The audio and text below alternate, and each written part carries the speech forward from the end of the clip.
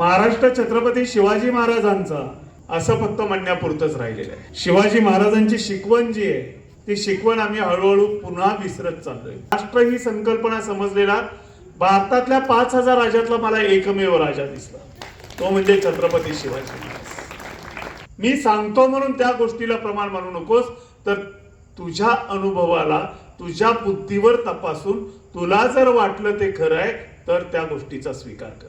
Albert Einstein सारखा शास्त्रज्ञ सांगतो, ज्यावेळेस पृथ्वीवरची शेवटची मधमाशी संपेल तिथून पुढे 4 वर्षात मनुष्यजात पृथ्वीवरून नष्ट होते।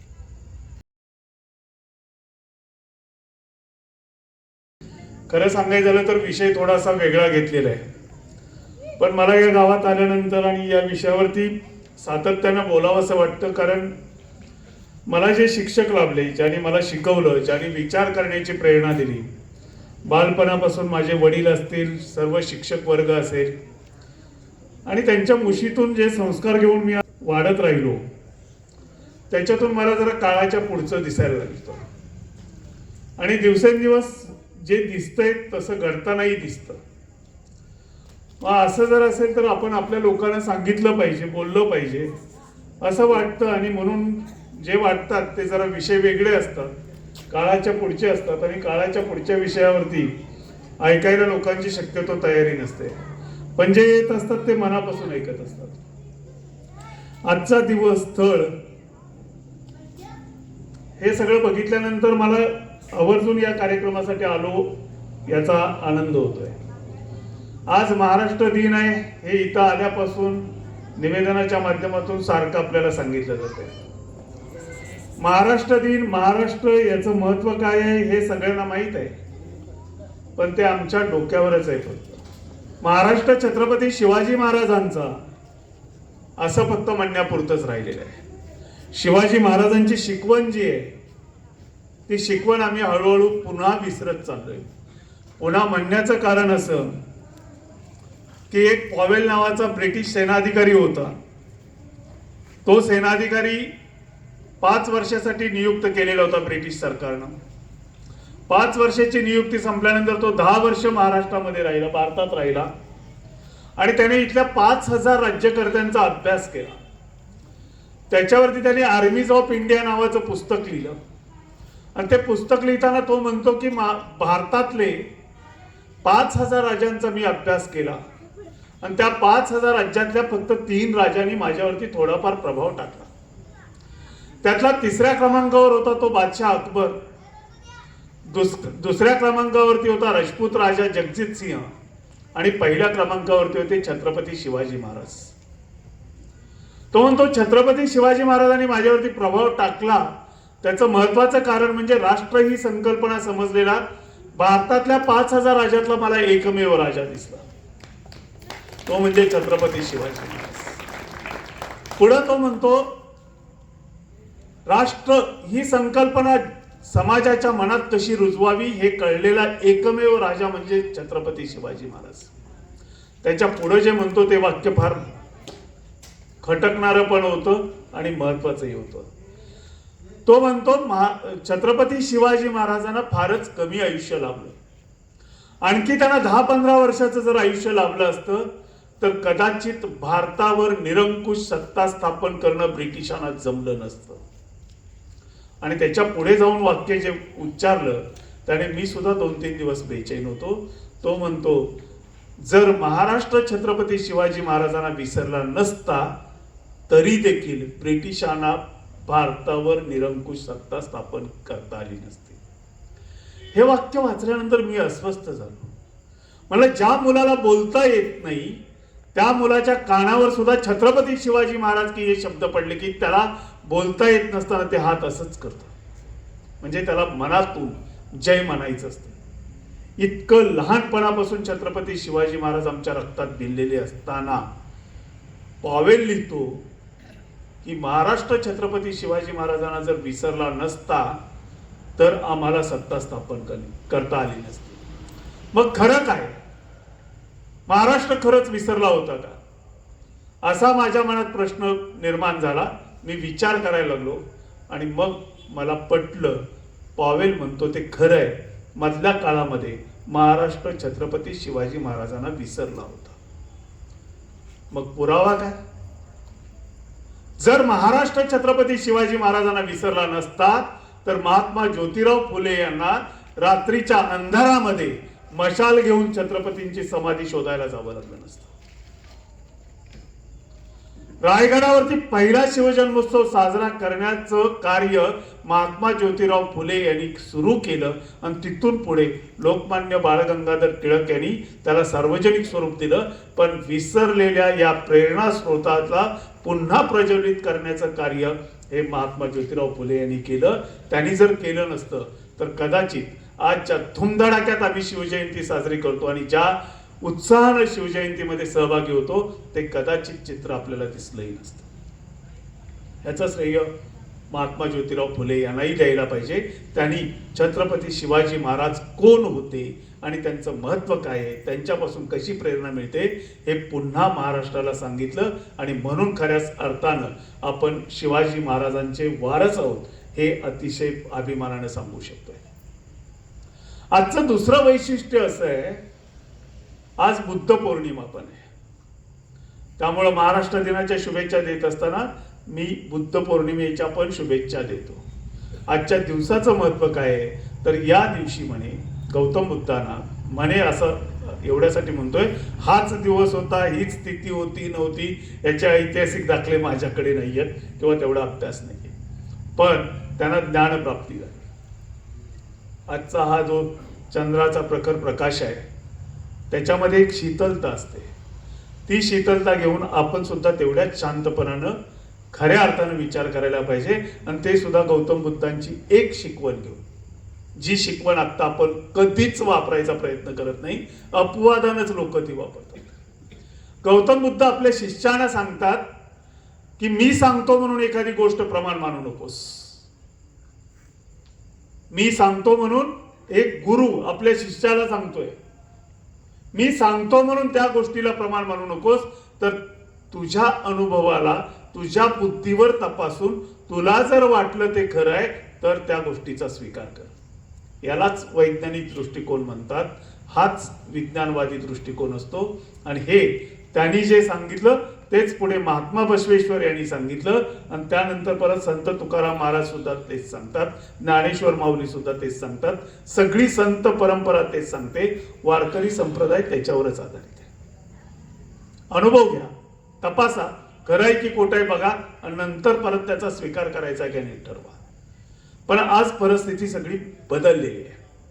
गावांचं शहरीकरण झालंय आणि शहरांचं बकालीकरण झालंय. त्याच्यामध्ये आम्ही सगळेजण छत्रपती शिवाजी महाराजांची शिकवण विसरलेलो आहे. असं पुन्हा म्हणण्याचं कारण असं, झाडांचा आणि छत्रपती शिवाजी महाराजांचा खूप जवळचा संबंध आहे. छत्रपती शिवाजी महाराजांना महात्मा ज्योतिराव फुले यांनी कुळवाडी भूषण म्हणलं. कुळवाडी भूषण म्हणजे शेतकऱ्यांचा राजा. छत्रपती शिवाजी महाराजांनी ज्या काळामध्ये स्वराज्य निर्माण केलं त्या काळामध्ये फक्त आजच्या काळात सारखे 60-70% शेतकरी नव्हते, तर 98-99% लोक शेतीच करत होते. त्यांच्याकडे दुसरा व्यवसाय नव्हता. 12 बलुतेदार 18 अलुतेदार हे जर सोडले तर बाकी सगळे शेती करत होते आणि उरलेले त्यांच्यामधून सुद्धा छत्रपती शिवाजी महाराजांनी त्यांच्या सैन्यात भरती करून घेतलेले लोक वजा केली तरी मूळ भाग हा शेतीचा राहत होता आणि त्यामुळे ते रयतेचेच राजे होते. आणि ते या शेतकऱ्यांची काळजी किती घेत होते तर शेतकऱ्याच्या बांधावरचं एखादं झाड तोडायचं असेल तर त्या शेतकऱ्याची अगोदर परवानगी घ्या. जे झाड फळ देतंय, ज्या झाडापासून काही उत्पन्न मिळतंय त्या झाडाला तर हातही लावायचा नाही, कारण शेतकऱ्यानं आपल्या लेकराप्रमाणे त्या झाडांना वाढवलेलं असतं, असं छत्रपती शिवाजी महाराज त्यांच्या आज्ञापत्रामध्ये म्हणतात. आज मात्र घरामध्ये 1 किंवा 2 मुलं ठीक आहे हो, त्याच्यापेक्षा जास्त आज सांभाळणं परवडत नाही. पण शेतामध्ये बांधावरती एकही झाड नको असा जो अट्टहास चाललेला आहे, तो अट्टहास मात्र आपल्याच विनाशाला कारणीभूत ठरतोय.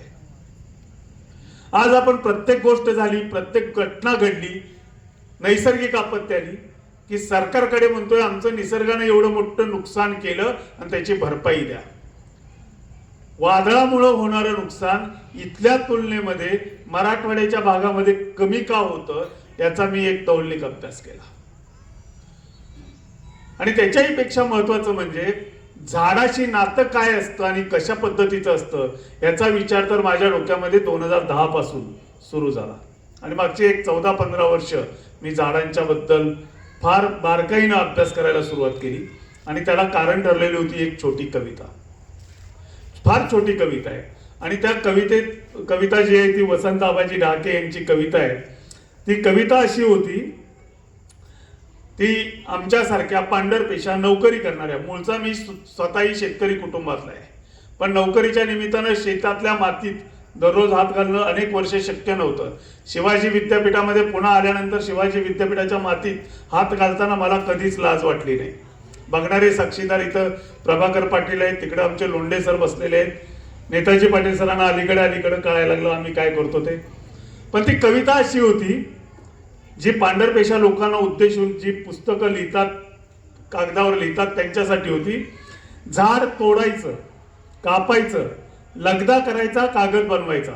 झाड तोडायचं, कापायचं, लगदा करायचा, कागद बनवायचा, त्यावर लिहायचं, ते छापायचं, मग वाचायचं. एवढा खटाटोप कशासाठी? सरळ झाडच वाचावे. झाड वाचताना मला तुझाही अर्थ उलगडत जातो. ही कविता वाचली त्या दिवशी, बाकीचा पुढच्या 2 ओळी माझ्या डोक्यातच नव्हत्या. फक्त झाड वाचायचं म्हणजे नेमकं काय करायचं याचा मी विचार करत होतो. आणि मग नांदेडला होतो त्यावेळेस मी नोकरीला, फॅमिली कोल्हापूरमध्ये. कोल्हापूरला आलं की कुठलाही माणूस कोल्हापूरच्या प्रेमात पडतो आणि बाहेर जायचं नाव घेत नाही. आता मीही कोल्हापूर करत झालोय. फॅमिली इथं असल्यामुळं आणि मी एकटाच तिकडे असल्यामुळं वेळ मिळत होता आणि ही कविता डोक्यातून काही बाहेर जात नव्हती. झाड वाचायला सुरुवात केली. झाड वाचायचं म्हणजे काय करायचं हे शिकायला सुरुवात केली. मी झाडाकडे बघायला लागलो. आणि योगायोग असा होता की नांदेड विद्यापीठाला सुद्धा मोठी जमीन मिळालेली होती. त्याच्यात शेतकऱ्याची जमीन बरीचशी घेतलेली होती, संपादन केलेली होती. त्याच्यातले बांध तसेच होते, त्या बांधावरची झाडं तशीच होती. आणि मी त्या झाडांच्याकडे बघायला लागलो आणि मला खूप गोष्टी समजायला लागल्या. आजही मला प्रत्येक झाड समजले असा दावा मी करत नाही, पण ते झाड समजायला लागलं म्हणजे काय. त्या झाडाच्या, बोरीच्या झाडाच्या खाचा, त्या खाचांची रचना, त्याच्यामध्ये बसणारे किडे, त्याच्यावर बसणारे मधमाशाचं पोळं, त्या मधमाशांनी उडून फुलांच्या वरती येणं, त्यांच्यामुळं तिथलं उत्पन्न कशा पद्धतीने, फळं कशी लागतात हे पाहणं, अनेक गोष्टी दिसायला लागल्या. बाबळीच्या झाडावर असणारे किडे, त्याच्यातून काय काय होतं, त्याच्यावर घरटी तयार केलेली पक्ष्यांनी, ती पक्षी त्या पिकावरती पडलेली आळी कशी नेमकेपणाने तिथं जाऊन उचलून घेत होते. येणारी माकडं कशी ती फळं तोडतात, कशा पद्धतीने उच्चात मांडतात, शेताचं कसं नुकसान करतात, पिकाचंही कसं नुकसान करतात. पाखरं आल्यानंतर कीड खायला पसंती देतात की धान्य खायला पसंती देतात. अनेक गोष्टी अशा बघायला लागल्या आणि त्याच्यातून खूप गोष्टी समजायला पण लागल्या. आणि मग तिथून पुढचा भाग सुरू झाला, पाणी आणि झाडं. आणि मग माझ्या डोक्यात अनेक प्रश्न निर्माण व्हायला लागले. त्याची उत्तरं शोधत मी पुढे चाललो. आणि त्याच्यात माझ्या लक्षात यायला लागलं की बांधच ठेवलेले नाही. मग बांधावरच्या झाडांचा प्रश्न कुठे येतो आणि त्याच्यामुळं अनेक समस्या आज आपण निर्माण करायला लागलो. आता अलीकडच्या पेपरमध्ये तुम्ही वाचलं असेल की हवामान खातं सांगतंय की पाऊस फार कमी पडणार आहे. निसर्ग सांगतोय पाऊस भरपूर पडणार आहे. पण पाऊस असा पडणार आहे की 4 दिवस रप रप रप रप रप रप धोपटणार आहे आपल्याला आणि पुन्हा उघडीप देणार. पिकं खूप चांगली येणार याच्यामध्ये, पिकं खूप चांगली येणार. मात्र जर जोरात पाऊस पडला तर हातातोंडाशी आलेला घास हिसकावून घेतला जाणार आहे. ह्याच्यापासून आपल्याला वाचवणारं जे कोण होतं ते म्हणजे झाडं. आणि ती झाडच आम्ही बांधावरून काढून टाकायला सुरुवात केली. या झाडं काढण्यामुळं आत्ता जर असा धोधो पाऊस पडला तर त्या पाण्याला अडवणारा बांधच शिल्लक राहिलेला नाही. बांध घातलेला असला तरी त्या मातीला पकडून ठेवणाऱ्या मुळ्याच ठेवलेल्या नाहीत. जोरात वादळ आलं तर त्या वाऱ्याला अडवणारी झाडच त्या बांधावर नसतील तर त्या वाऱ्याला अडवणार कोण? ते सरळ पीक झोपवत जातं. ऊसाचा उतारा कमी पडतो, टनेज कमी पडतं, सगळंच काही होतं आणि मग आमच्या डोळ्यामध्ये पाणी यायला लागतं. ही परिस्थिती आम्हीच आमच्यावरती आणत चाललेली आहे. आणि ह्याचं कारण केवळ आणि केवळ स्वार्थ आहे. हा स्वार्थ कुठल्या टप्प्याला चाललेला आहे ह्याचं भान कोणाला राहिलेलं नाही. ही ब्रिटिश काळातली एक तीन पिढ्यांची कथा मी सांगत असतो. स्वार्थ कसा आमचा बोकाळ आहे. अर्थात आमच्या घरातही त्याच्यावरून भांडी वाजतात कधी कधी. निसर्गाची हानी करून स्वार्थ जो आपण आता सांभाळतोय आणि ज्याच्यातून पुढच्या पिढीसाठी संपत्ती निर्माण करून ठेवायची हे जे आमच्या मनात चाललंय, खरी संपत्ती कुठली आहे हे पण आम्ही विसरून चाललोय. ती 3 पिढ्यांची कथा अशी आहे. इंग्रजांचं राज्य होतं त्या काळातली, कारण इंग्रजांनी या देशाची वाट लावली. आपल्यावरती आक्रमण तर अनेक लोकांनी केली. मोगलांनी इथं मुस्लिम राजवटी अनेक वर्ष चालल्या आणि त्या मुस्लिम राजवटी असताना दुसरीकडून इंग्रजांचा धोका होता. इकडे गोवा पोर्तुगीजांनी काबीज केलेला होता. फ्रेंच, डच हे सुद्धा भारतामध्ये पाय जमवायला बघत होते. अशा 6-7 शत्रूंच्या मधून छत्रपती शिवाजी महाराजांचं नेतृत्व उभा राहिलं आणि त्यांनी या ठिकाणी स्वराज्य निर्माण केलं. हे समजून घेत असताना छत्रपती शिवाजी महाराज की जय एवढ्या पुरतं छत्रपती शिवाजी महाराजांचा कुणीच अभ्यास करू नये. मी त्या 3 पिढ्यांची कथा सांगायच्या अगोदर आपण छत्रपती शिवाजी महाराज कसे समजून घेतले पाहिजेत, कारण इथल्या लहानापासून मोठ्यापर्यंत सगळ्यांना शिवाजी महाराजांचं चरित्र माहीत आहे. त्याच्यातल्या घटना माहीत आहे. पण छत्रपती शिवाजी महाराज आम्ही समजूनच घेतलेले नाहीत असं मी म्हणतोय. ते सत्य असं मी शेवटी जे प्रश्न विचारतो ते प्रश्न तुमच्या मनात आलेले असतील तर समजून घ्यायचे. ते प्रश्न तुमच्या मनात आले असतील तर छत्रपती शिवाजी महाराज तुम्हाला कळले तर समजून घ्यायचं. नाहीतर अजून आपण छत्रपती शिवाजी महाराजांना समजून घेतलेलं नाही हे लक्षात घ्यायचं. प्रसंग असा आहे की छत्रपती शिवाजी महाराजांनी पुरंदरचा तह केला. त्यांना त्याच्यानंतर आग्र्याला जावं लागलं. जाताना बाल शंभूराजेनं बरोबर घेतलेलं होतं. त्यांनी तिथं गेल्यानंतर औरंगजेबाने त्यांचा जाणीवपूर्वक अपमान केला. तो अपमान महाराजांना सहन झाला नाही. बाणेदारपणाने त्यांनी तो दरबार सोडला. त्यानंतर महाराजांना कैद केलं. कैदेतून त्यांनी सुटका करून घेतली. शक्तीपेक्षा युक्ती श्रेष्ठ म्हणून आम्ही शालेय जीवनामध्ये ही कथा अभ्यासली सुद्धा. मात्र जसजसं पुढे मोठे होत गेलो त्यानंतर श्रीमान योगी पासून अनेक इतिहास तज्ञांची पुस्तकं मी वाचली. त्याच्यामध्ये सगळा प्रसंग सांगितलेला आहे. औरंगजेबाला चकवा देण्यासाठी आपण महाराष्ट्राच्या थेट रस्त्याने न जाता ते मथुरेला गेले. मथुरेमध्ये शंभूराजांना तिथं अनोळखी लोकांच्या मध्ये सोडलं आणि महाराज राजगडावरती आले. राजगडावर आल्यानंतर महासाहेबांना त्यांनी सांगितलं की शंभूराजांचं निधन झालं. तशी बातमी जाणीवपूर्वक पसरवली कारण औरंगजेबाच्या सैनिकांनी त्यांचा शोध घ्यायचा प्रयत्न थांबवला पाहिजे. मात्र हा सगळा इतिहास सगळ्यांना पाठ आहे. आपल्या मनात कधी असा प्रश्न आला का की बिनाईचं पोर आपले सर्वात प्रिय राणी जी होती त्या राणीचा हा मुलगा, तिची आठवण, महासाहेबांचं माझ्यापेक्षा ज्याच्यावर जास्त प्रेम आहे असे बाल शंभूराजे त्यांना अनोळखी प्रांतात अनोळखी लोकांच्या मध्ये सोडून येत असताना त्यांच्यातल्या बापाच्या मनात नेमके कोणते विचार आलेले असतील.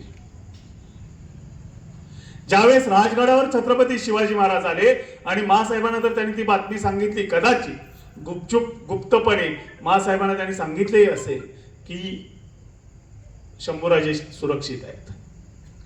पण औरंगजेबाचा विश्वास बसावा म्हणून आपल्या जिवंत असणाऱ्या पुत्राचे दशक्रिया विधी करत असताना त्यांच्यातला बाप कसा रडला असेल हे आपण कधी प्रश्न विचारतो का आपल्या मनाला? तसे प्रश्न जर तुम्हाला पडायला लागलेले असतील तर छत्रपती शिवाजी महाराज थोडेफार तरी समजायला लागलेत. नाहीतर अजूनही छत्रपती शिवाजी महाराज आपल्या डोक्यावर आहेत. ते अजून डोक्यात आणि तिथून नंतर हृदयात उतरायचे हेच खात्री ठेवा. महाराजांना पूर्ण समजून घ्या. मग महाराजांचं सगळं शेतीपासून सगळ्या गोष्टी हमी भाव देणारा शेतकऱ्याला पहिला राजा होता तो छत्रपती शिवाजी महाराज. आणि म्हणूनच कुळवाडी भूषण हे त्यांना शोधतो. अशा राजाचे आपण वारस असताना सुद्धा आज त्यांचीच शिकवण विसरून एक एक बांध कोरतोय आम्ही, एक एक सरी त्याच्यात वाढवतोय आणि त्याच्यात किती ऊस निघेल त्याच्यातून एक मजला बांधायचा का काय अशी स्वप्न बघतोय आणि त्याच्यामध्ये शेताची पूर्ण नासाडी करतोय. हा स्वार्थ किती आमच्या रक्तात भिनलाय याची 3 पिढ्यांची कथा जी मला सांगायची ती कथा अशी आहे. पहिल्या पिढीतले लोक शेजारच्या गावात कीर्तन ठेवलेलं होतं. कीर्तन मंदिरातच होतं. आज जसा मी इथं येऊन बोलतोय तसंच. त्या कीर्तनाला त्या शेजारच्या गावातले 3 लोक म्हणतात की आपण त्या कीर्तनाला जाऊया. ते निघतात, जातात, कीर्तन ऐकतात. पूर्वीच्या काळात तेवढंच एक मनोरंजनाचं साधन होतं. त्या कीर्तनामध्ये महाराज सांगतात की बाबांनो, तुम्हाला जे सगळं मिळतं ते देवाची कृपा. त्यातला एक वाटा तुम्ही समाजासाठी, देवासाठी खर्च केला पाहिजे. तो खर्च करायचा म्हणजे कशासाठी खर्च करायचा, तर अडचणीत असलेल्या माणसासाठी त्याचा उपयोग करा, तो देवाला वाटा पोचतो. तेच तुकाराम महाराजांनी सांगितलं, जे का रंजले गांजले त्यांची म्हणी जो आपले. त्याप्रमाणे ते चर्चा, ते कीर्तन ऐकतात. कीर्तन संपतं. कीर्तन संपल्यानंतर हे 3 युवक परत जायला लागतात. परत जाताना त्या काळात डांबरी रस्ते नव्हते, कच्ची पायवाट होती. त्या पायवाटेवरून जात असताना रस्त्यावर लाईटही नव्हत्या. अंधारात एका ठिकाणी त्यांना एक काहीतरी ठेचकाळतं.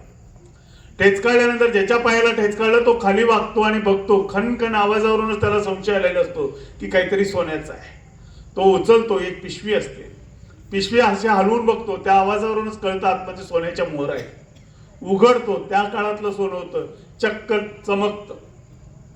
ते 3 चर्चा करायला लागतात. आपण 3 जण कीर्तनाला आलो म्हणून ही पिशवी सापडली, आपण 3घांनी या मोहरा वाटून घेतल्या पाहिजेत. 3घांचं एक मत होतं.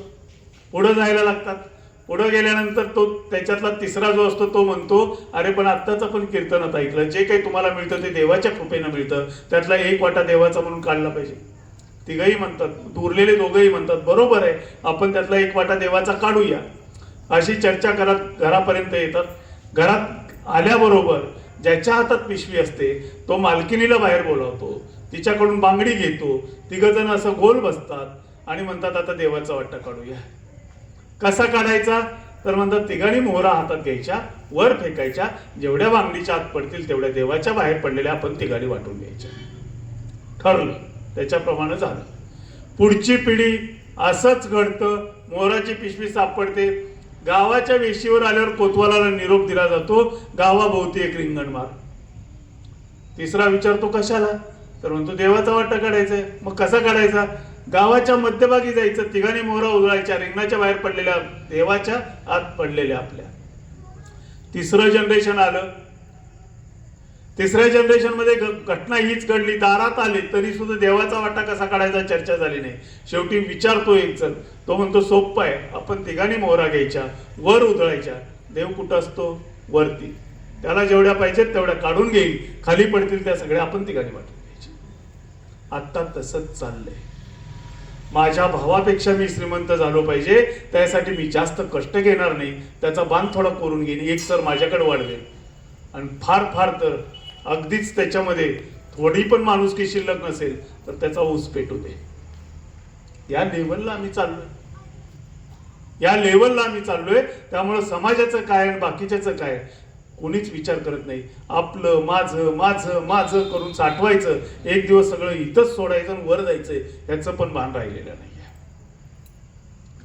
आम्ही 7 पिढ्या बसून का तरी इतकी प्रॉपर्टी जमवायची सुद्धा काही काही लोक विचार करतात. ठेवा बाबांनो जपून. पण माणसाला जगण्यासाठी 3 गोष्टी कुठल्या महत्वाच्या आहेत हे आजही आम्ही दुर्दैवानं मुलांना चुकीचं सांगतो. अन्न, वस्त्र आणि निवारा हे आमच्या मूलभूत गरजा आहेत म्हणून आम्ही शिकवतो. अन्न, वस्त्र आणि निवारा ह्या आमच्या मूलभूत गरजा आहेत असं आम्ही शिकवत असताना कोणतंही वस्त्र परिधान न करता याच देशातल्या एका धर्माचे धर्मगुरू अनेक वर्षांचं निरामय आयुष्य जगतात. मग वस्त्र ही आमची मूलभूत गरज झाली का? आवश्यक गरज आहे. लज्जा रक्षणासाठी वस्त्र हे गरजेचं आहे, मला अमान्य बिलकुल नाहीये, पण ती मूलभूत गरज आहे का याचा विचार करायला पाहिजे. निवारा, अंदमान निकोबारवरचे माझेच भाऊ बंद, कारण भारत माझा देश आहे आणि सारे भारतीय माझे बांधव आहेत असं दररोज शाळेत म्हटलेलो मी प्रतिज्ञा आहे. जर ते माझे अंदमान निकोबार भारताचा भाग आहे तर तिथं राहणारे माझे बांधव झाले आणि तिथले माझे बांधव कुठलंही घर आयुष्यात एकदाही बांधत नाहीत, विना घराचं ते राहतात. मग निवारा तयार करणं ही आमची मूलभूत गरज आहे का? नाही. मग मूलभूत गरज कशाला म्हणायचं, तर ज्याच्याशिवाय आपण जगू शकत नाही याला. आणि ज्या दुसऱ्या मूलभूत गरजा आहेत त्या आम्ही कधी शिकवतच नाही, मुलांना सांगतही नाही. त्या म्हणजे अन्न ही आमची मूलभूत गरज आहे. 21 दिवसापेक्षा जास्त अन्नाचा कण पोटात न टाकता कुठलाही माणूस जगू शकत नाही. तसंच पाणी न पिता 8 दिवस कुणीतरी जगून दाखवा बरं. नाही जगू शकत कोणीच. पाणी ही आमची मूलभूत गरज आहे, पण आम्ही आमच्या मुलांना कधी सांगतच नाही की पाणी ही आमची मूलभूत गरज आहे. हवा ही आमची मूलभूत गरज आहे. कोरोना आल्यानंतर ऑक्सिजन ज्यावेळेस पुरेसा मिळेनासा झाला त्यावेळेस हवेचं महत्व आम्हाला पटलं. ह्या गोष्टी आम्ही मुलांना शिकवत नाही. अन्न वस्त्र निवारा नव्हे, अन्न पाणी आणि हवा या आमच्या मूलभूत गरजा आहेत आणि त्या चांगल्या परिस्थितीत राहिल्या पाहिजेत. त्या पुढच्या पिढीकडे आम्ही ठेवणार आहे का? घरात 7 किलोचं सोन्याची थप्पी लागलेली आहे, मात्र हवा चांगली नाहीये, पाणी प्यायला नाहीये, बिस्लरीचं पाणी आम्ही पाजतोय, त्याच्यातून मायक्रोप्लास्टिक आमच्या शरीरामध्ये जातंय आणि त्याच्यातून कॅन्सरचा धोका पुढच्या पिढीमध्ये निर्माण होतोय. याचा विचारच नाही. माझ्या शेतातल्या विहिरीचं पाणी मी पिऊ शकतो का नाही हा प्रश्न माझ्या मनात येतो. ते पाणी चांगलं आहे का नाही हा प्रश्न माझ्या मनात येतो. त्यावेळेस खूप गांभीर्याने विचार करण्याची गरज आहे. आपण जगलोय, आपण आनंदाने जगलो, आता आम्ही पुढच्या पिढीला काय ठेवणार आहोत आणि पुढची पिढी कशाचा आनंद घेणार आहे याचा विचार करण्याची गरज आहे. आणि सध्याच्या परिस्थितीला आमच्याकडे आलेले मोबाईल्स, त्याच्या अगोदरचे आलेले टीव्ही, त्या टीव्हीतल्या मालिका, शहरातलं वातावरण आणि त्या शहरातल्या वातावरणामध्ये आम्ही खेडी सुद्धा बिघडवून टाकली. आणि ह्या सगळ्या परिस्थितीमध्ये शेती आणि शेतामध्ये निघणारी उत्पादनं याचा आम्ही बारकाईने विचारच केलेला नाहीये. तिथं इंग्रजांनी इथली व्यवस्था सगळी जी बिघडवून टाकली ते म्हणजे इथल्या लोकांना निसर्गस्नेही शेती पद्धती, निसर्गस्नेही पद्धतीनं अन्न व्यवस्थापन जे काही होतं ते सगळं आम्ही बिघडवून टाकलं. इथल्या शेतकऱ्यांना कापूस लावायला सांगितला, इथल्या शेतकऱ्यांना चहा लावायला सांगितला, कॉफीचे मळे तयार करायला सांगितले आणि त्याच्यातून तुम्हाला नगदी उत्पन्न मिळणार म्हणून सांगितलं. आम्ही आमची ज्वारी, बाजरी, गहू ही जी इथली पिकं होती ती पिकं आम्ही विसरून गेलो आणि आम्ही त्यांनी सांगितलेल्या पद्धतीनं पिकाची पद्धती अवलंबली. आत्ता ही मराठवाड्यामध्ये अनेक घरामध्ये ज्वारी सुरक्षित ठेवण्यासाठी ज्या खोलीमध्ये 50-50 पोती ज्वारी राहू शकत होती अशा प्रकारची गोदामं बांधलेली आहेत.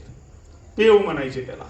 आणि आत्ता ते पूर्ण रिकामे आहेत, त्याच्यात धान्यच ठेवू शकत नाही कुणी, कारण आम्ही तेवढं पिकवतच नाही. त्याच्याऐवजी आम्ही सगळ्या फळबागा लावलेत. आम्ही त्या फळबागा सुद्धा कुठल्या लावलेल्या आहेत तर इथल्या स्थानिक पिकांच्या नाही, स्थानिक फळांच्या नाही, तर तिसऱ्याच लावलेल्या आहेत.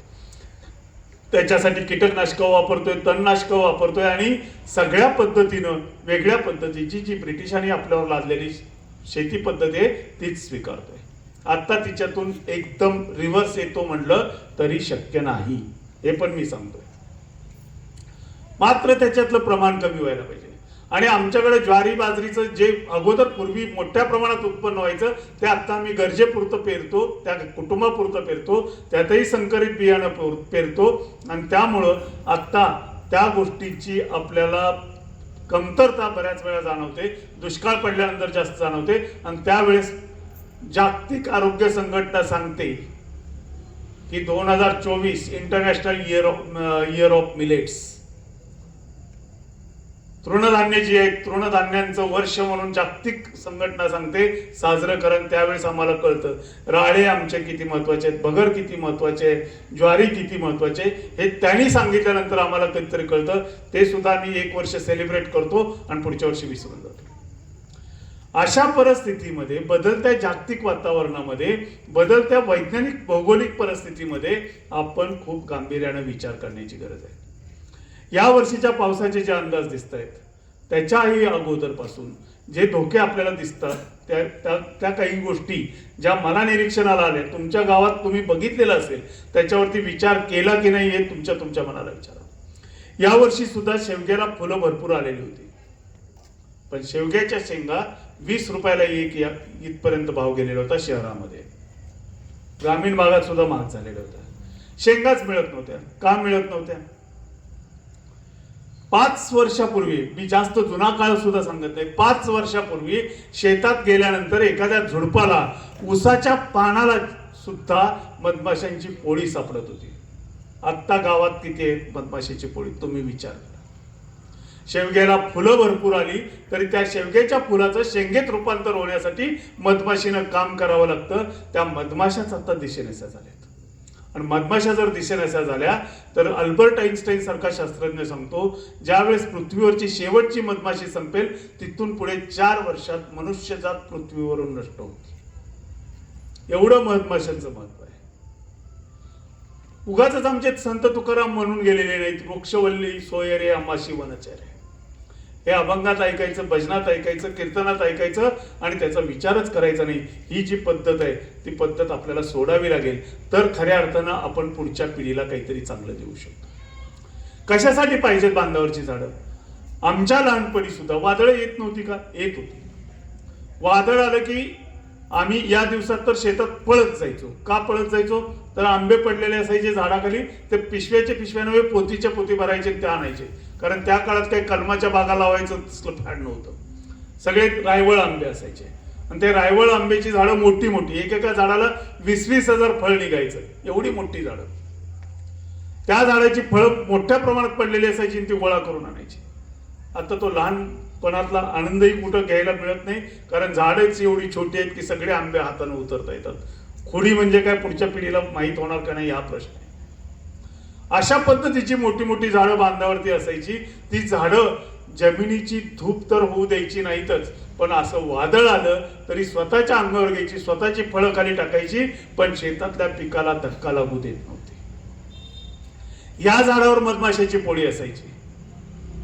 ही मधमाशाची पोळी जी आहे ती मधमाशांची पोळी शेतातल्या सगळ्या पिकांचं पॉलिनेशन किंवा फलन करायची, त्याच्यामुळं पीक चांगलं यायचं. आता आम्ही कीटकनाशक आणि तणनाशक किती वापरतो तर भारतात दरवर्षी 50 ते 60 हजार टन इतकी कीटकनाशक वापरली जातात. 50 ते 60 हजार टन कीटकनाशक. आता ही कीटकनाशक काही दिवसानंतर कमी होतात. आता एक दुसरा भाग याच्यातला महत्वाचा असा आहे, 1 लिटर कीटकनाशक जर आपण वापरलं 1 लिटर तर त्यातलं 100 मिली एवढंच फक्त त्या शेतासाठी उपयोगाला येतं. पाटील सर करेक्ट करतील, नेताजी पाटील सर. 10% फक्त शेतातल्या पिकासाठी वापरलं जातं.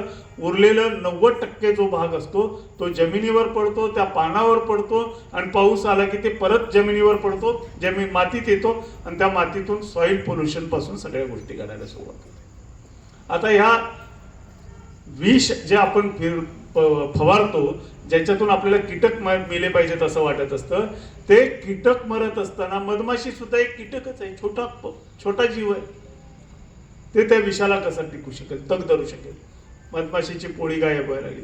मधमाशीची पोळी गायब व्हायला लागल्यानंतर जी कडधान्य वर्गात येणाऱ्या सगळ्या ज्या पिकं आहेत त्या पिकांचं उत्पादन ड्रास्टिकली घटायला लागलं. सांगोला जिल्ह्यातला किस्सा आहे. सांगोला जिल्ह्यामध्ये डाळिंब मोठ्या प्रमाणात आहे आणि मागच्या काही दिवसामध्ये बातम्या अशा यायला लागल्या की अनेक लोकांनी 10-10 एकराच्या डाळिंबाच्या बागा काढून टाकल्या. तिथल्या एका शेतकऱ्याच्या शेतात मात्र काहीच फरक पडलेला नव्हता. आता मलाही आश्चर्य वाटलं की का त्याला एकट्यालाच का फरक पडला नाही.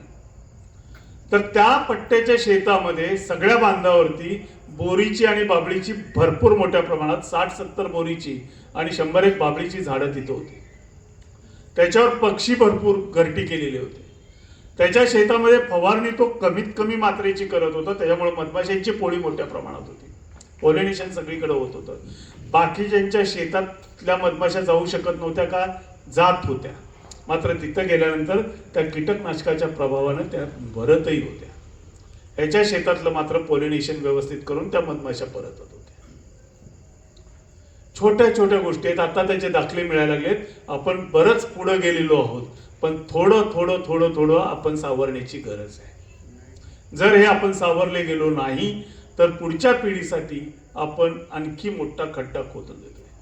पूर्वीच्या काळात आता बाप झालेल्या प्रत्येक माणसाला वाटत असतं की आपलं पोरगं आपल्या मनाप्रमाणे वागत नाही, अभ्यास करत नाही.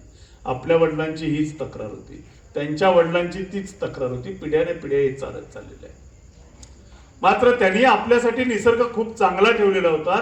तो मागच्या 50 वर्षामध्ये विशेषतः 1972च्या दुष्काळानंतर आम्ही खूप वाईट पद्धतीनं विकृत स्वरूप त्याला आणलेलं आहे. शहरीकरणामध्ये तर आणखी आम्ही फारच वेगळ्या टप्प्यावरती गेलोय आणि बांधावरची झाडं आम्ही पूर्णपणे नामशेष करत आणलेली आहेत, नव्हे नामशेष केलेली आहेत. त्यातही काही गोष्टी आपण लक्षात घेतल्या पाहिजे. ही झाडं ठेवून सुद्धा शेती उत्तम प्रकारे केली जाते. झाडं काढण्याचं महत्वाचं कारण काय आहे आपलं, तर शेतात जे पीक असतं ते पीक मार खातं, सावलीमुळं पीक मार खातं. काही शेतकरी खूप हुशार आहेत, ते करतायत, आत्ताही चांगलं काम करतायत. त्यांच्या बांधावर आत्ताही झाडं दिसत आहेत आणि त्या झाडाचं ते फायदे पण घेत आहेत. पण हे जे मुख्य कारण आहे त्याच्यापेक्षा होणारे तोटे जास्त आहेत. ते तोटे काय काय आहेत, तर त्याच्यातलं पाऊस पडल्यानंतर त्या मातीला पकडून न ठेवणं हा एकच आहे. आपल्याला सगळ्यात मोठा दिसतो तो, आमचं उत्पादन कमी होतं. माती वाहून जायची ही झाडं थांबवतायत, तुमच्या पिकावर आलेली कीड थांबवतायत आणि त्याच्याबरोबर दीर्घकाळ थांबलं तर ती झाडं मोठ्या प्रमाणात रिटर्नही देत आहेत. माझं गाव मूळचं जे आहे ते मराठवाड्याच्या बॉर्डरवरचं गाव आहे. तिकडे काही ऊसाची शेती करता येत नाही, इतकं पाणी तिकडे गेलेलं नाही. उजनी उजनी उजनी म्हणत असलं तरी उजनीचं पाणी त्या भागात गेलेलं नाहीये. 3 एकर बागायत, 5 एकर जिराईत अशा पद्धतीची शेती आहे. बोअरवेल घेण्याचा नियम आपल्या गावातही काही बोअरवेल घेतलेले असतील. सरकारी नियमही प्रत्येकाला माहीत असेल किंवा काही जणाला तरी माहीत असेल. शासनाचा नियम सांगतो 200 फुटापेक्षा जास्त खोल बोअर घ्यायचं नाही. गावात घेतलेली बोअरची खोली किती आहे तुम्हीच विचार करा. शाश्वत फाउंडेशननं हा कार्यक्रम आयोजित केलाय. शाश्वत आपला निसर्ग टिकवायचा प्रयत्न प्रत्येक गावकऱ्यानं पुढच्या पिढीसाठी केला पाहिजे. तर बोअरवेलची खोली आपण किती घेतोय ते बघा.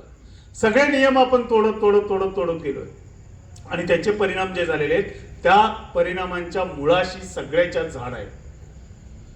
मी म्हटलं तसं अन्न, पाणी आणि हवा जर आमच्या मूलभूत गरजा असतील तर त्यातलं अन्न द्यायचं म्हणजे फळं द्यायचं काम झाडं करतात. बांधावरची झाडं तुम्ही कुठल्या प्रकारची काय उत्पन्न घ्यायचे तुम्हाला याच्यावरती तुम्ही ठरवू शकता, लावायची कुठली. त्याच्यातून मिळणारं उत्पन्न जे आहे ते उत्पन्न कशा पद्धतीने घ्यायचंय, दीर्घकालिक पाहिजे का लगेचच पाहिजे याचा विचार आपण केला पाहिजे. पण कीड असेल, पाणी असेल, या सगळ्या गोष्टीसाठी झाडं बांधावरची गरजेची आहेत. अन्यथा पुढच्या पिढ्या आपल्याला कधीच माफ करणार नाही. नैसर्गिक कुंपण म्हणून बांधावरची झाडं काम करायची पूर्वीच्या काळामध्ये. आता आम्ही तारेचं कुंपण टाकतोय, कॉन्क्रीटचं कुंपण टाकतोय. त्या शेतात येणारे जंगली प्राणी जे आहेत ते आता आपल्या शेतातल्या पिकात येत आहेत, त्याच्यापासून संरक्षण देण्यासाठी ते नाहीये. मग आम्ही पुन्हा सरकारकडेच हात पसरतोय. पण पूर्वीच्या काळामध्ये बांधावरचं कुंपण जे असायचं ते कुंपण सुद्धा झाडांच्या मार्फत किंवा वनस्पतींच्या मार्फत उपलब्ध असायचं. सगळ्यात महत्वाचं म्हणजे ऑक्सिजन झाडं देत आहेत. त्या ऑक्सिजनचं महत्व आता कोरोनाच्या काळात आपल्याला कळालेलं असलं तरी सुद्धा आम्ही त्याचा विचार करत नाही. तापमान जे आहे ते तापमान कमी ठेवायचं काम करतायत. शेतातल्या मातीमध्ये ओलावा टिकवून ठेवायचं हे काम करतायत. मातीतला कार्बन सुद्धा जपून ठेवायचं काम करतायत. आता एक नवीन खूळ आलेलं आहे आपल्याकडे, बायो फर्टिलायझर. बायो फर्टिलायझरच्या संशोधनाबद्दल फार जागरूकपणानं शेतकऱ्यांना जाण्याची गरज आहे. बायो फर्टिलायझर घातल्यानंतर पहिल्या वर्षी 40% उत्पादन वाढलं म्हणून सगळे उत्पादक सांगतायत. पण ते बायो फर्टिलायझर काय करते, त्यातले बॅक्टेरिया जमिनीतलं पोटॅशियम काढतंय आणि ते वनस्पतीच्या मुळाला सहज उपलब्ध करून देते. त्यामुळे पहिल्या वर्षी उत्पादन वाढेल, दुसऱ्या वर्षी थोडं कमी येईल, तिसऱ्या वर्षी आणखी कमी येईल, 4थ्या 5व्या 6व्या वर्षी उत्पादन येणार नाही असं मला दिसतं. का दिसतं त्याचं कारण पण सांगतो.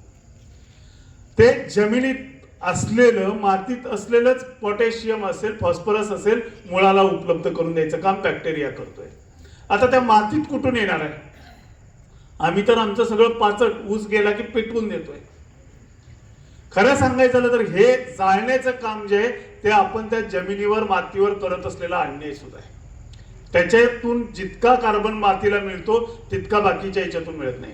ते पोटॅशियम असेल, फॉस्फेट असेल, ते जे त्या मातीमध्ये मिसळलं जातंय ते आपण जाळून टाकतोय. ते पहिल्यांदा थांबवायला पाहिजे. आणि त्याचबरोबर बांधावरची झाडं जी असतात ती बांधावरची झाडं त्यांचा पाला जो ज्या जमिनीत टाकतात त्याच्यामुळे मातीचा भुसभुशीतपणा राहतो. तोही आता कमी होतोय आणि रासायनिक खतं टाकल्यामुळं उलट माती अशी घट्ट होऊन जाते. आणि त्यानंतर शिरोळ वगैरे भागामध्ये जो शारपड जमिनीचा प्रश्न निर्माण झालाय तो हळूहळू निर्माण व्हायला सुरुवात होते. झाडावरच्या मधमाशाबद्दल मी बोललेलो आहे. शेतातली सावली हा एक महत्वाचा भाग झालाय. लहानपणी आमच्या तिकडच्या भागात सुद्धा झाडाखाली जाऊन बसणं हा एक आनंदाचा भाग असायचा. आत्ता झाडच नाही त्यामुळे त्यांच्या खाली बसायचा प्रश्न नाही, पण घरात बसायचं झालं तर कूलर लावावा लागतो. एसीचा तर भरोसा नाहीच आहे. त्यात परत लोड शेडिंग येतं आणि जगणं तिथल्या लहान मुलांना आणि बाकीच्यांना खूप अवघड झालेलं आहे. वादळापासूनचं संरक्षण मी म्हटलेलं आहे. आत्ता महत्वाचा प्रश्न राहिलाय की बांधावरची झाडं का गेली. बांधावरची झाडं जायची 2-3 कारणं महत्वाची होती. पहिलं कारण म्हणजे झाडावर मालकी शेजारचा दाखवतो म्हणून. दुसरं कारण होतं ते त्याच्यामुळे शेत आपलं पडतं, त्याच्यातून उत्पादन कमी येतं म्हणून. आणि तिसरं महत्वाचं कारण जे होतं त्याच्यावरती जंगलातले प्राणी येऊन शेतातल्या पिकाचं नुकसान करतात म्हणून, विशेषतः वानरं माकडं जे आहेत ते येतात म्हणून. पण मला नम्रपणे एकच सांगायचंय की ते जेवढं तुमचं नुकसान करतात त्याच्यापेक्षा जास्त नुकसान अचानक आलेली कुठलीही नैसर्गिक आपत्ती तुमचं जास्त करणार आहे. वादळ सुटलं अचानक, जी झाडं अगोदर थांबवून ठेवून शेतातल्या पिकाला उभं ठेवत होते ते काम आत्ता होणे नाही. त्यामुळं बांधावरची झाडं जगवली पाहिजेत, टिकवली पाहिजेत, वाढवली पाहिजेत. झाडं कुठली लावायची आणि कुठली ठेवायची. मी म्हटलं तसं काही शेतकरी इकडच्या भागात सुद्धा खूप मला स्मार्ट दिसले. त्यांनी त्यांच्या शेतामध्ये, काही शेतकऱ्यांनी शेतामध्ये साग लावलाय बांधावरती पश्चिम बाजूला. ते काय करतात, सागासारखं उत्तम बांधावरचं झाड नाहीये. त्याचं उत्पन्न घ्यायचं असेल किंवा पैसे मिळवायचे असतील तर फक्त 25-30 वर्ष वाट बघावी लागते. मात्र एक झाड तुम्हाला जे 30-35 वर्षापूर्वीचं जुनं असेल ते 1 लाख रुपये दिल्याशिवाय राहत नाही. आणि सागाचं वैशिष्ट्य असं आहे, वादळाचे जे महत्वाचे दिवस असतात, आता ऊसाची पिकं काय वादळ जरी आलं तरी काही झोपत नाही. असं ज्यावेळेस असतंय वातावरण त्यावेळेस सागाची बरीचशी पानं पडलेली असतात, त्याला काही नसतं. आणि जे वादळाचे दिवस असतात त्यावेळेस मात्र त्या सागाला भरपूर फुटवा आलेला असतो. वाऱ्यापासून सगळ्या गोष्टीला अडवायचं ते काम करतात. मात्र हे दीर्घकालीन. आपल्याला जवळचे जर फायदे पाहिजे असतील तर तशी झाडं सुद्धा खूप महत्वाची आहे. चिंच आणि बाबळच लावली पाहिजे अशातला भाग नाही, पण बांधावरती बोर लावलं तर बोरीमुळं कुंपणही होतंय, पक्षी येत आहेत, पक्ष्यामुळं कीटक जाते, मधमाशाची पोळी येत आहेत, त्याच्यामुळं पॉलिनेशन होत आहे. हादग्यासारखे झाड जे आमच्या लहानपणी कोल्हापूर भागातच आल्यानंतर उसाच्या गुऱ्हाळावर गेल्यानंतर हादग्याचे पकोडे खायला मिळत होते. आता हादग्याची झाडं खेड्यापाड्यामध्ये नाहीत आणि बऱ्याचशा नवीन पिढीतल्या लोकांना हादग्याची भाजी आणि भजी कशी करतात हे सुद्धा माहीत असण्याची शक्यता नाही. अशी अनेक झाडं आहेत की जे तुम्ही लावू शकता. उलट शाकाहारी लोकांना कॅल्शियम मिळवायचं जर असेल तर हादग्याच्या झाडासारखं दुसरं झाड कॅल्शियम देणार नाही. आम्ही काय करतो, कॅल्शियमच्या गोळ्या खातो. कॅल्शियमच्या गोळ्या खाल्ल्यानंतर पुढचा टप्पा काय येतो, पाणी भरपूर प्यायला लागतं. पाणी नाही भरपूर पिलं तर काय होतं, मूतखडा तयार होतो. किडनी स्टोन तयार झाल्यानंतर काय करावं लागतं, डॉक्टरकडे जायचं, पुन्हा डॉक्टरचा खिसा भरायचा.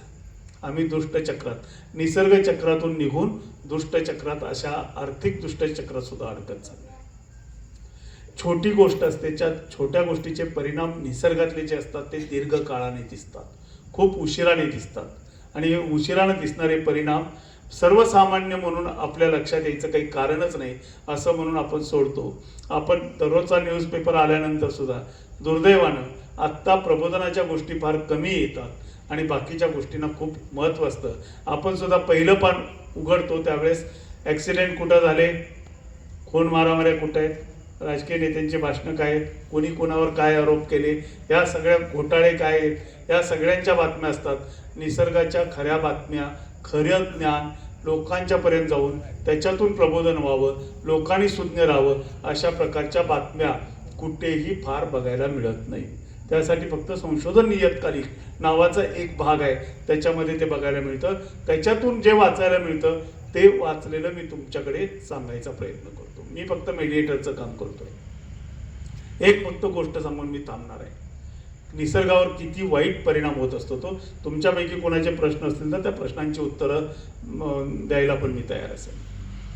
आपण बोरवेल आता या भागात कदाचित नसतील, कारण चांगली योजना इकडं झालेली आहे आणि त्याच्यातून पाणी आलेलं आहे. इथून पाणी बऱ्याच ठिकाणी डिस्ट्रीब्यूट होत असेल, त्यामुळं बोरवेलचं प्रमाण कमी असेल, पण घेतलेले असतील बोरवेल.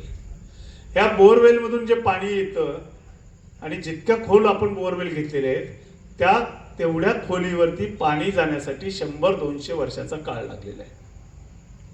त्यामुळं बोरवेलच्या पाण्याची क्षार क्षमता किंवा सॉल्ट कंटेंट ज्याला आपण म्हणतो ते सुद्धा जास्त असतं. ते पाणी आपण जमिनीच्या पोटातून उपसल्यानंतर पुन्हा तिथं पाणी जायला पाहिजे. तसं पाणी गेलं नाही तर तिथे एक पोकळी तयार होते आणि अशी पोकळी झाल्यानंतर मग पृथ्वीचा केंद्रबिंदू जो आहे तो केंद्रबिंदू हलण्याची शक्यता असते. आता आपल्याला असं वाटेल की मी एकट्याने पाणी उपसलं म्हणून काय फरक पडणार आहे. मी तर माझ्या अर्ध्या एकरासाठी 1 एकरासाठीच पाणी काढलं. किती पाणी काढलं असं? किरकोळ पाणी काढलं. पृथ्वीचं वजन किती मोठं आहे, पृथ्वी किती मोठी आहे. मग मी काढलेल्या पाण्यामुळे असा काय फरक पडणार आहे असा प्रत्येक जण विचार करतो. मात्र प्रत्येकानं असं बोरवेल मधून उपसलेलं पाणी ज्याचं पुन्हा पुनर्भरण होऊ शकलं नाही, ह्याच्या अवकाशात असणाऱ्या उपग्रहांनी घेतलेल्या छायाचित्रावरून शास्त्रज्ञांनी अभ्यास केला आणि 2000 ते 2016 या सालामध्ये, या 15-16 वर्षाच्या कालावधीमध्ये अमेरिका आणि उत्तर अमेरिका आणि भारत या 2च देशातल्या बोरवेलमधून उपसा केलेल्या पण पुन्हा त्या बोरवेलचं तेवढंच पाणी भरलं न गेलेल्या अशा वस्तुमानाची वजनाचं माप किती होतं तर 7180 गिगाटन.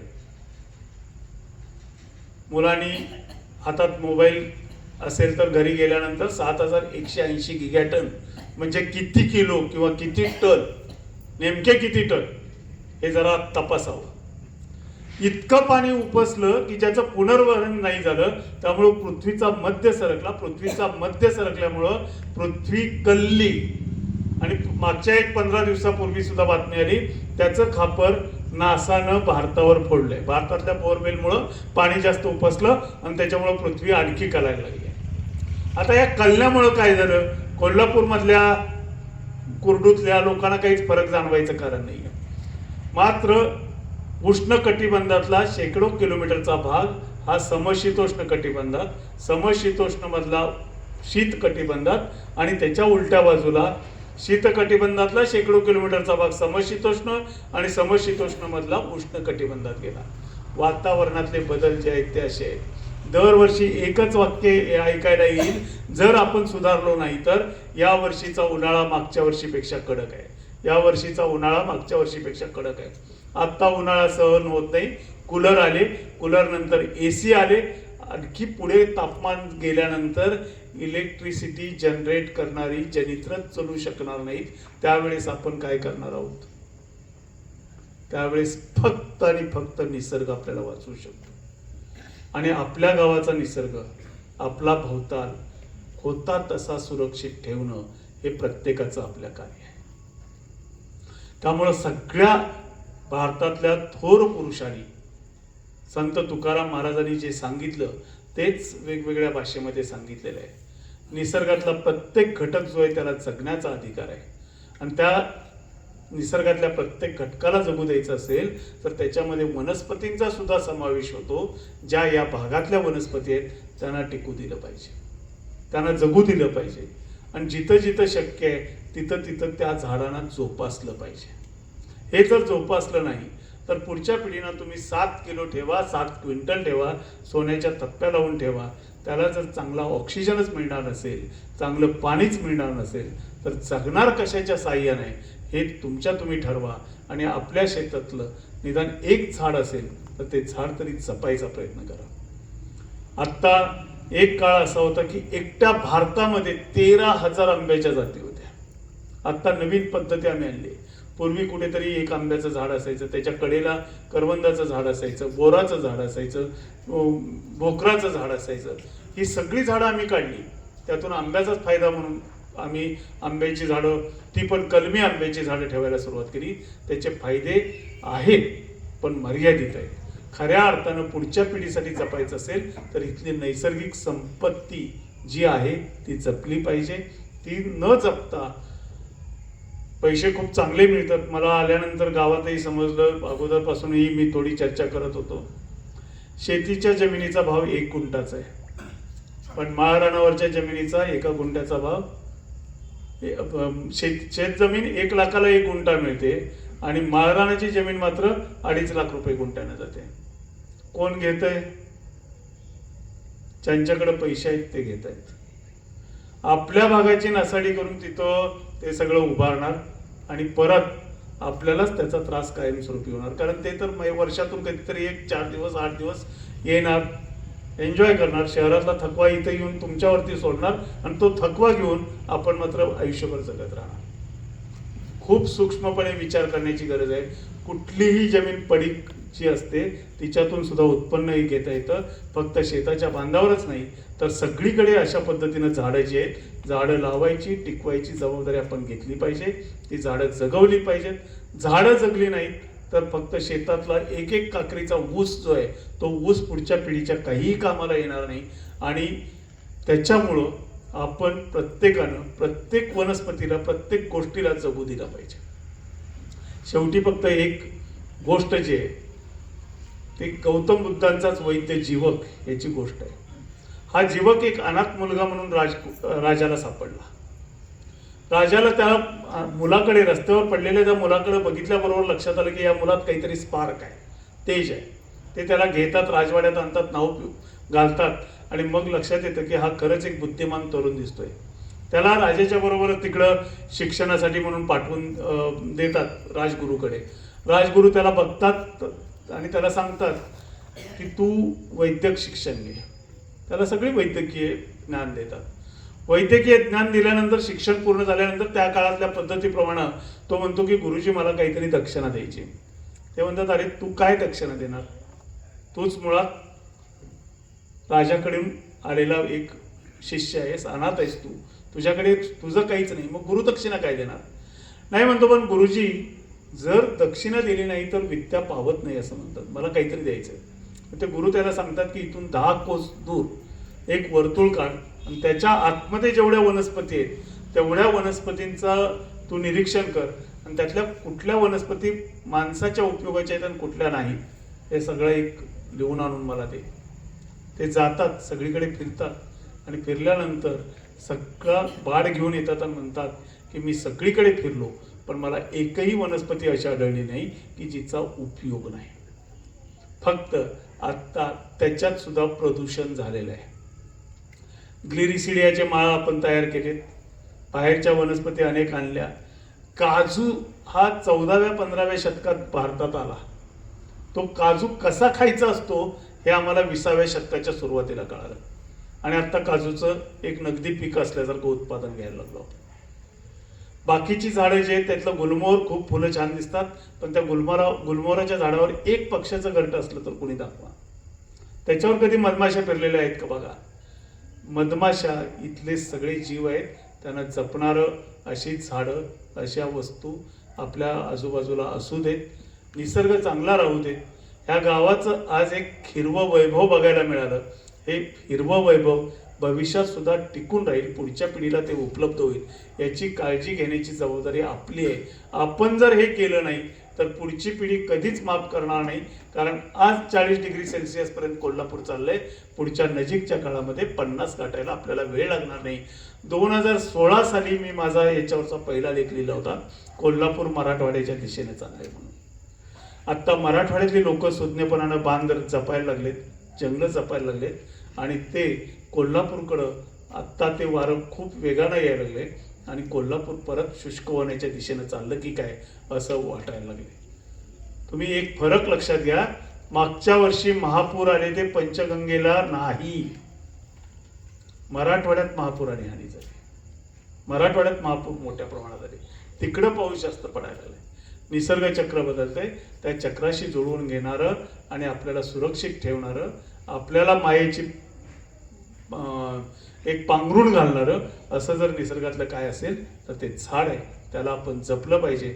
छत्रपती शिवाजी महाराजांनी सांगितलं होतं की शेतकरी झाडाला स्वतःच्या लेकराप्रमाणे जपतो, म्हणून त्याला कुठलीही इजा होऊ देऊ नका, हे त्यांनी सैनिकाला सांगितलं होतं. याचाच अर्थ शेतकरी लेकरासारखं झाडं जपतात हा त्यांचा विश्वास होता. तो विश्वास आपण आज सार्थ ठरवला पाहिजे, तरच आपण छत्रपती शिवाजी महाराजांचे वारस आहोत हे आपण लक्षात घ्यायला पाहिजे. नुसतं महाराज की जय म्हणून होणार नाही, त्यांची शिकवण आपण आपल्या आचरणातून दिसू द्यायला पाहिजे. आज मला या ठिकाणी बोलावलं, झाडांच्या बद्दल जे मला वाटलं आणि बांधावरची झाडं संपवल्यामुळं जे नुकसान आपल्याकडे व्हायला लागलेलं आहे ते तुमच्यासमोर सांगण्याची संधी दिली, त्याबद्दल मी शाश्वत फाउंडेशन, कोरडूगावचे सर्व ग्रामस्थ, शाश्वत फाउंडेशनचे सर्व पदाधिकारी यांचे मनापासून आभार मानतो. आणि जर कोणाच्या काही शंका असतील, कोणाला काही विचारायचं असेल तर तो जय हिंद.